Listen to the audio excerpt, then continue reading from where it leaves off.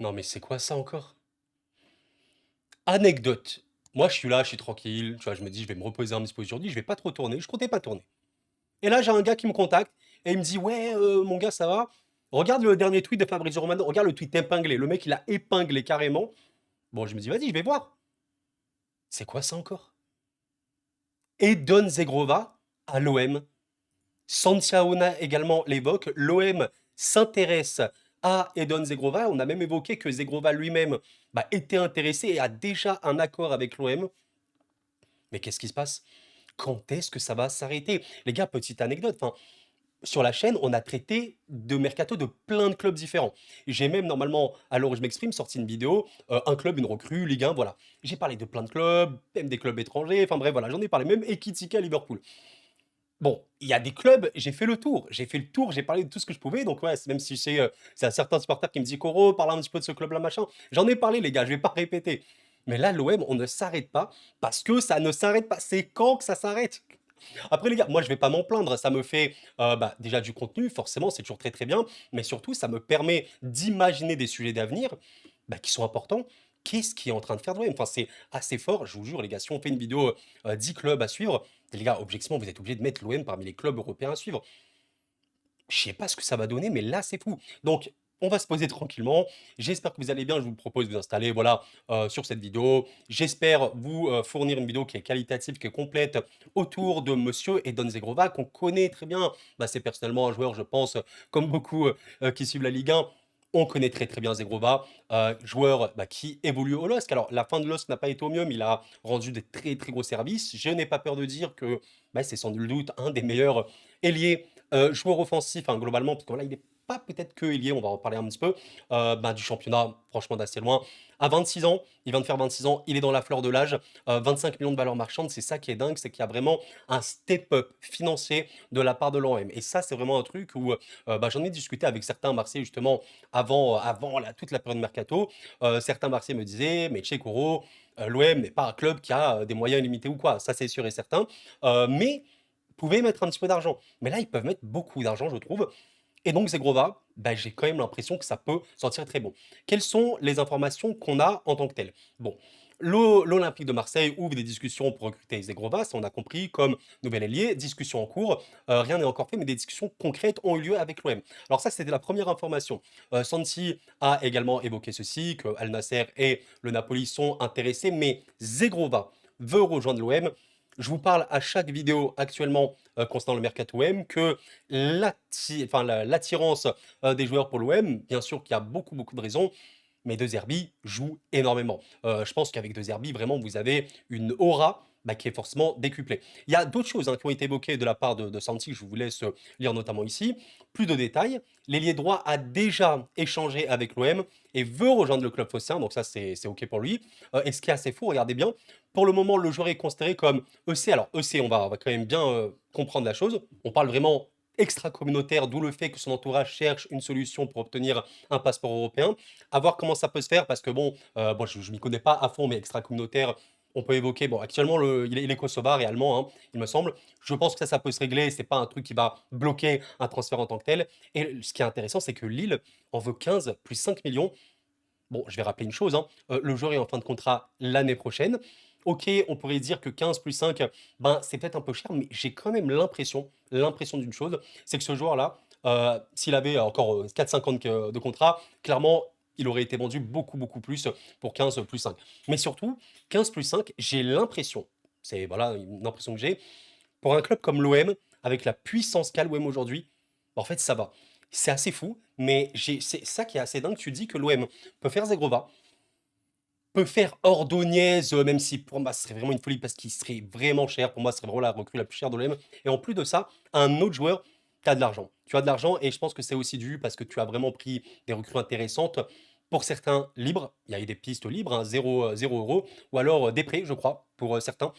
Et donc 15 plus 5, ça m'a l'air totalement abordable pour l'OM. Il y a une question que beaucoup de Marseillais se posent, je vais vous y répondre, hein, parce que littéralement Santi l'a évoqué. Quelqu'un lui a évoqué ceci. Bon, d'ailleurs, Thauvin, les gars, va rejoindre normalement Lens. Ça, c'est une folie, hein. J'en ai parlé également sur la chaîne. Voilà, il y a cette personne qui lui évoque est-ce que c'est lié aux rumeurs d'Al Nasser à Greenwood, parce qu'il y avait vraiment cette rumeur comme quoi Greenwood pourrait partir en Arabie. Et qu'est-ce qu'il va répondre? Voilà, il a répondu non. Et c'est ça qui est assez intéressant. Qu'est-ce que tu veux faire? Moi, je vous propose, avant même de parler du profil du joueur, qu'est-ce que tu veux faire à l'OM avec Zegrova en plus? D'ailleurs, les gars, je le précise parce que j'oublie souvent de le dire en début de vidéo. Si jamais ce genre de vidéo vous plaît, les gars, évidemment, n'hésitez pas à rejoindre la chaîne, à liker ces vidéos qui m'aident énormément. Vous voulez que la chaîne grandisse, c'est le meilleur moyen. Merci infiniment, les gars, c'est très très gentil. Et globalement, merci pour votre soutien. Juste dingue, voilà, juste dingue. Aucun sens. Merci, merci, merci. Bon, déjà, considérons une chose. Zegrova vient à l'OM, instantanément, il est parmi les top valeurs marchandes du club. Avec Medina et Rabiot, il serait à 25 millions, voilà, dans le top 5, littéralement, des joueurs les plus chers de cet effectif. C'est pour montrer à quel point ce joueur, évidemment, a une importance. Bon, on va parler du profil un petit peu après, mais déjà, si Zegrova vient, moi je considère vraiment que ça peut aller très vite. On a compris maintenant que Benatia, avec notamment Nozerbi et Longoria, il y a, je pense, un trio qui est extrêmement attirant pour les joueurs. Je pense qu'il y a un tout. En fait, il y a un tout. Je pense que les joueurs déjà voient une chose, c'est que l'OM de base, bon, c'est un gros club, très factuellement, mais tu as le combo, je joue en Ligue des Champions, j'ai De Zerbi. De Zerbi, c'est quelqu'un qui a une aura très importante parmi les coachs et il y a beaucoup, beaucoup de joueurs qui veulent jouer sous les ordres d'un coach, c'est normal. Et encore heureux, je pense que si toi, tu étais joueur de foot, peut-être que tu l'es, on est d'accord que tu aimerais être entraîné par certains coachs. Donc ça, c'est à considérer. S'il vient, qu'est-ce que nous avons? Dans les rôles offensifs, il faut vraiment faire, pour moi, un point bien précis pour comprendre ce qu'il en est. Zegrova, c'est quelqu'un qui joue principalement sur le côté droit du terrain. J'ai notamment, voilà, est-ce que je peux vous montrer, voilà, afficher ça comme ça, tranquillement. Cette carte thermique de la saison qui vient de s'écouler, à savoir Zegrova, où est-ce qu'il joue le plus? Bon, vous remarquez quand même quelque chose, il est quand même bien sur le flanc droit. Il n'est pas totalement long de ligne, ça qui est assez intéressant, c'est que oui, le joueur est un ailier, mais je pense qu'on peut appeler plutôt un ailier intérieur. Pas un ailier purement long de ligne, voilà, qui reste là. Ailier intérieur slash meneur de jeu excentré. On voit quand même qu'il a une grosse, grosse présence dans le demi-espace droit pour la plupart du temps. Il peut jouer à gauche, ça n'a pas été réellement. Il n'a pas été le plus présent sur la saison dernière, sur ce registre-là, même si la saison dernière, il n'a pas joué pour cause de blessure. Je vous montrerai ça après pendant quelques temps. Mais, et c'est ça qui est cool, c'est que les données ne disparaissent pas. Là, je vous montre une autre petite carte et c'est beaucoup, beaucoup plus de minutes jouées, 2300. Là, c'est un vrai bel échantillon. Pourquoi? Parce que c'est la saison d'avant encore, la saison 23-24. Oui, je le rappelle quand même que Zegrova, il n'a pas été performant juste sur la saison qui vient de s'écouler. Non, il a été performant depuis minimum 2 saisons, même 3 en vrai. Je rappelle, voilà, une chose, c'est qu'il est avec le LOSC depuis le 23 mars 2022. Voilà, il faut l'évoquer. Et la saison 23-24 a été qualitative. Il finit l'exercice en 23-24, voilà, à 15 millions. La saison qui vient de s'écouler, il finit à 25 millions malgré sa blessure. Donc voilà, quand on regarde sur la saison encore d'avant, voilà, vous le remarquez bien, il y a quand même une prédominance sur le côté droit. Ailier intérieur, slash meneur de jeu avec quelques petits ballons touchés comme ça. Côté gauche, c'est réellement, réellement rare. Il peut tirer les corners, évidemment, il les tire. Et comme vous pouvez le voir, quelques ballons axiaux, mais pas milieu offensif purement et simplement. Alors pourquoi pas? Pourquoi pas De Zerbi pourrait l'utiliser comme un milieu créatif, ou alors le joueur créatif offensivement parlant, mais à quel point pour jouer en tant que titulaire? Et ça, c'est la grande question. Parce que si on fait le point maintenant sur l'effectif de l'OM, qu'est-ce qu'on a parmi les joueurs offensifs? Alors on a le très jeune Bacola, qui me semble être un vrai talent. Ça fait quand même plaisir évidemment de sortir des jeunes. Moi, j'aime énormément les clubs qui arrivent à former et à développer des jeunes. Donc Bacola, on verra peut-être un rôle purement de rotation. Il est très très jeune, 17 ans s'il vous plaît, bientôt 18. Harit, je pense que c'est fini. Vous me dites ce que vous en pensez. Je suis pas du tout un expert de l'OM, mais de ce que je sens, j'ai l'impression que c'est quand même terminé. Gomez, bon, évidemment, il vient d'arriver. Le rôle, il peut être dans un double pivot, il peut être le joueur un peu créatif. Ce serait intéressant de le voir dans plein de configurations, mais évidemment, Gomez. Rowe, ce sera vraiment une grosse question. Je vais en parler après. Paichao, évidemment, il vient d'arriver. Greenwood, ça c'est sûr. Bon, Muguet, je pense pas, évidemment. Gouiri, ça c'est clair. Mopé, je pense que c'est un peu terminé.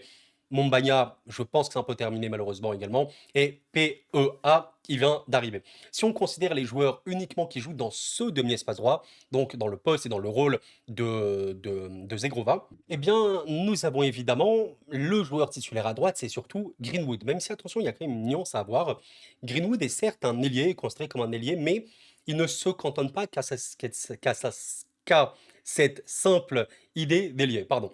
D'ailleurs, encore une fois, on peut regarder sur SofaScore Sitemap qui est très révélatrice de quelque chose. Ça, c'est Zegrova. Vous voyez, quand même bien demi-espace droit, vraiment très ailier, ailier intérieur. Ça, c'est Greenwood. vous remarquez quand même quelque chose, si je compare les 2, faites pause, hein. Ça, c'est Greenwood, Zegrova. L'anglais, le kosovar. Vous remarquez quand même un truc, c'est que les 2 jouent dans une zone préférentielle, mais Greenwood, il a quand même tendance à beaucoup dézoner, à être également pas mal côté gauche par rapport à ce que peut demander De Zerbi par moment, même si évidemment c'est beaucoup, beaucoup moins que son côté droit, et être plus axial. Donc en fait, la question qu'il faut se poser, si jamais Zegrova vient à l'OM, quelle est l'attaque titulaire qu'on pourrait imaginer? Et c'est là où ça va commencer à devenir compliqué. Parce que nous pouvons, en fonction des matchs ou quoi. On peut imaginer, en fait, en attaque, c'est assez dingue, hein, je vous montrerai un petit peu de data après, mais en attaque, on pourrait imaginer un truc comme Paixão, bien couloir gauche, demi-espace gauche, Paixão, avec Zegrova, plutôt évidemment le tendant, mais à droite, Greenwood dans une forme de meneur de jeu, un petit peu comme Rafinha pourrait l'être au Barça. Vous voyez, Rafinha qui n'est pas vraiment un ailier hein, au Barça, mais plutôt un sorte de meneur intérieur, etc. Et une pointe avec Gouiri. Maintenant, tu jouerais avec 4 joueurs offensifs, avec voilà, Paixão. Non, mais par contre, si tu arrives à mettre une attaque, Paixão, Greenwood, euh, ouais, Zegrova, Gouiri, non, vraiment là, c'est trop. Là, c'est assez abusé, j'avoue. Mais voyez, c'est cool ce genre de vidéo. Moi, j'aime bien parce que ça nous permet de réfléchir. Qu'est-ce que vous en pensez? Tu pourrais aligner sur le papier ben, une attaque, de fou furieux. Ça, c'est clair, net et précis. Maintenant, l'équilibre que tu auras, ça va dépendre évidemment de beaucoup, beaucoup de conditions, dont, les efforts défensifs, les efforts de pressing de tes joueurs. Je pense que nous pouvons évoquer, de manière, claire, hein, qu'avec cette attaque sur le papier, l'OM a probablement la meilleure attaque de France hors PSG. Il y a l'attaque de Monaco que je trouve vraiment très, très impressionnante. Peut-être que l'attaque de l'OM, elle a un peu plus de quantité, avec beaucoup de talent. Après voilà, il y a beaucoup d'attaques qui sont bonnes, mais là, ce serait vraiment de très, très haut niveau, sans aucun doute. Et en fait, vous voyez les gars, je me fie par rapport, bah, au terrain littéralement et qu'est-ce qu'a pu faire le coach de l'OM, sur, les derniers matchs. Parce que oui, vous le savez, actuellement, l'OM, comme beaucoup de clubs, joue, des matchs de préparation et en fait, sur le dernier match, notamment contre Séville, nous avions eu, quoi? Nous avions eu, bon, évidemment, Greenwood qui a joué, avec Gouiri, avec Jonathan Rowe et Angel Gomez. Alors, Gomez, on le voit sur le papier comme ça, ici, sur une compo 4-2-3-1. Évidemment, on sait que dans les animations, c'est différent. On a également vu Rabiot très, très haut sur le terrain. C'est un joueur, OK, qui est certes un milieu de terrain, c'est un milieu, mais qui aime énormément se projeter, qu'on peut appeler dans le profil comme étant une seconde lame, un joueur de projection au milieu de terrain. C'est surtout ça. Donc, on peut avoir un double pivot, tantôt Højbjerg-Gomez, tantôt Højbjerg-Rabiot, avec Rabiot ou Gomez dans le rôle, on va dire, de créateur, mais Rabiot n'est pas un créateur, on sait, c'est plutôt quelqu'un qui va apporter son impact par la course, dans le dernier tiers également, pour marquer des buts, mais pas un créateur pur et dur. Gomez a quand même plus de talent au niveau passe, ça c'est OK. Contre Valence, on avait ce genre de composition, la même, hein, voilà, je parle notamment de l'aspect offensif. Voilà, là, on voit que c'est 4-3-3 sur le papier. Encore une fois, vous connaissez les animations. Est-ce qu'on pourrait imaginer ceci cette idée, comme je vous l'ai dit, hein, de prendre, voilà, j'arrive pas à retrouver, voilà, ceci, autant de joueurs offensifs à l'OM, en mettre 4 titulaires, à savoir Paixão, Zegrova, Greenwood et Gouiri. C'est énorme sur le papier, c'est vraiment énorme, hein. C'est pour de la Ligue 1, c'était vraiment bien. Et pour la Ligue des Champions, tu as énormément de dangers. On va parler évidemment un petit peu après des séquences de Zegrova, parce que avant tu avais surtout Greenwood qui était un danger au niveau des tirs, notamment de loin. Bon, t'as Paixão, t'as Zegrova en plus maintenant. Si tu le fais, c'est vraiment un gros step-up avec Gouiri qui sera toujours là pour terminer et pour dézonner. Maintenant, si tu mets les 4, et je vous laisse réfléchir, vous me donnerez vos avis évidemment, vos réflexions. Je ne réponds pas actuellement aux commentaires, mais les gars, je vous lis. J'ai vu beaucoup, beaucoup de réflexions et de demandes sur les autres vidéos. Vous savez très bien, les gars, que je ne peux pas répondre à tout le monde, mais merci à vous. On en reparlera en live de toute façon et au cours de la saison qu'on traitera et on débriefera des matchs. Ce sera avec moi qui m'intéresse énormément. Mais si tu mets les 4, tu es obligé de sacrifier quelqu'un au milieu. Alors, alors, comment vous dire? En fait, le truc, c'est que mettre les 4, Zegroa, Paixão, Greenwood et Gouiri avec, vous savez, vraiment ce Greenwood qui dézone beaucoup, qui n'est pas simplement un 10, qui est vraiment 10 demi-espace gauche, 10 demi-espace droit, voilà, en fait, qui reflète bien ceci. Vous voyez ça? Quand vous voyez ceci, c'est la heatmap de Greenwood. Bah, pourquoi pas avoir encore plus de ballons intérieurs. En fait, il faudrait que je vous montre la heatmap de Rafinha, ça va vous parler. Voilà, là je l'ai trouvé les gars, je pense que là c'est très très parlant. Ça c'est la heatmap, la carte thermique de Rafinha avec le Barça sur la saison dernière, sur quasiment 3000 minutes de jeu. Bah, en fait, vous remarquez, Rafinha il est considéré comme un ailier, par la plupart des gens, mais dans le profil et dans l'utilisation, Rafinha, ce n'est pas un ailier du tout. C'est plutôt un joueur extrêmement polyvalent qui dézone beaucoup et qui est là pour apporter du jeu, des connexions et pour justement faire en sorte que le jeu du Barça soit très très fluide. Et c'est pour ça que vous voyez sa carte de chaleur, elle est partout. Il est beaucoup dans le couloir gauche, beaucoup intérieur dans le demi-espace gauche, mais beaucoup beaucoup dans l'axe et également pas mal à droite.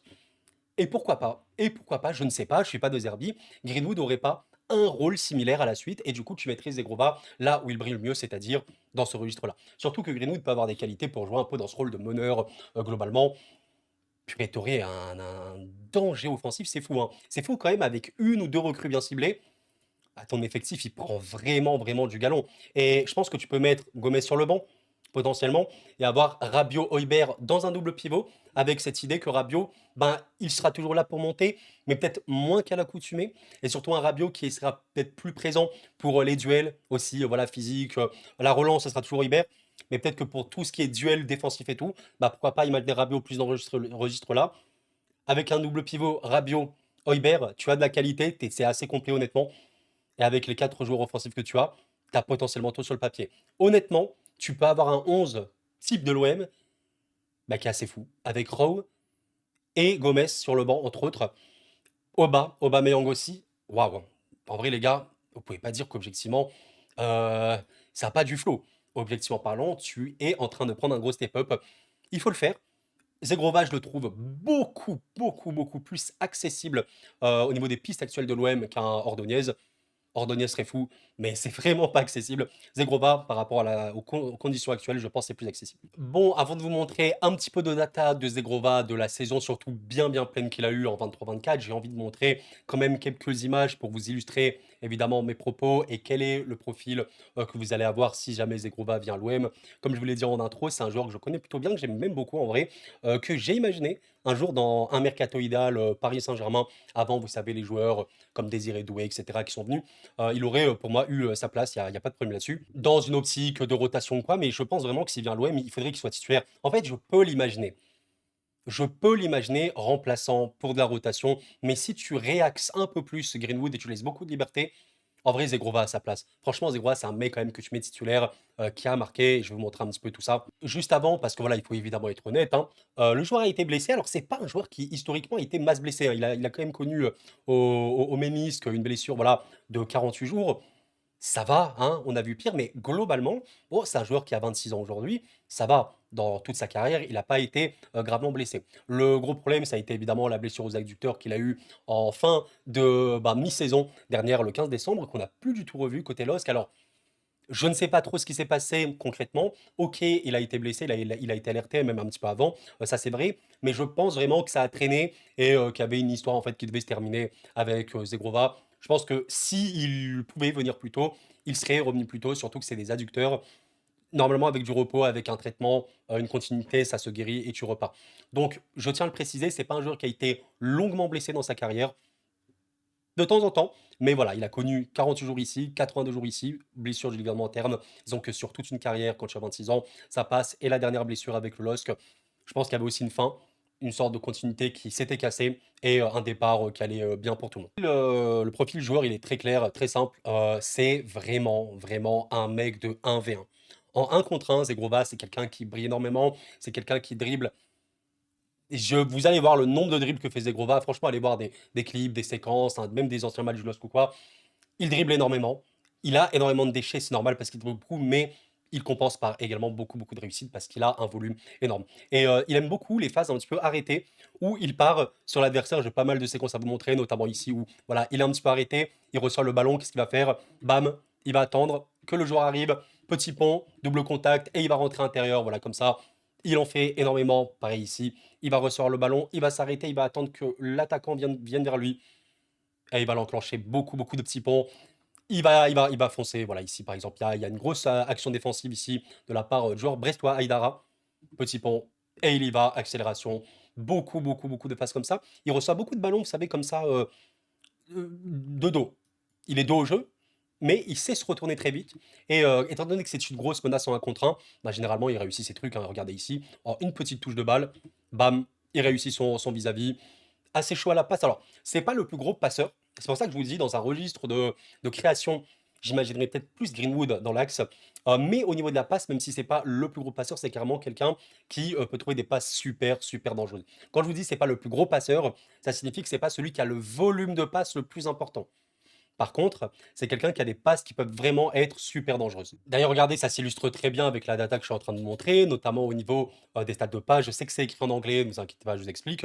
Comme on peut le voir, il y a des stats qui sont vertes, mais c'est pas le plus vert. Il y a d'autres attaquants qui ont beaucoup de stats quasiment à 100, preuve qu'il y a beaucoup, beaucoup, beaucoup de volume. Je rappelle quand même qu'en tant qu'ailier, c'est pas forcément le joueur qui touche le plus de ballons.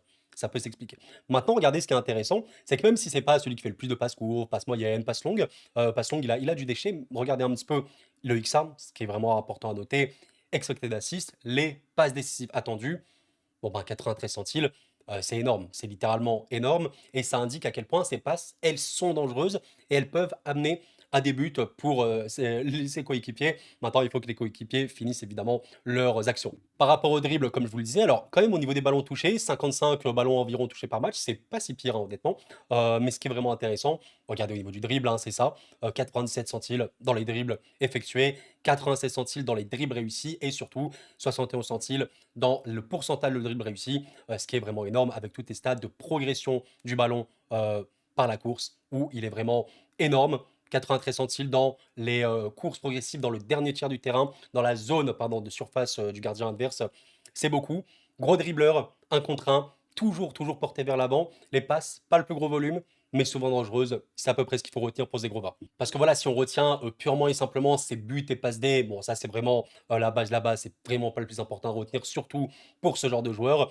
Il a marqué 4 buts en Ligue 1 la saison dernière, avec juste avant sa blessure. Il aura marqué en Ligue des Champions face à l'Atlético Madrid de mémoire, avec également une petite passe D, 3 buts en qualif Ligue des Champions, 6 buts en Ligue 1, 6 passes D en Ligue 1 sur la saison 23-24. C'est pas le plus gros stateur. Maintenant, son ratio, tir, but, etc., son expected assist est vraiment, vraiment bon. Il pourrait avoir plus de passes D.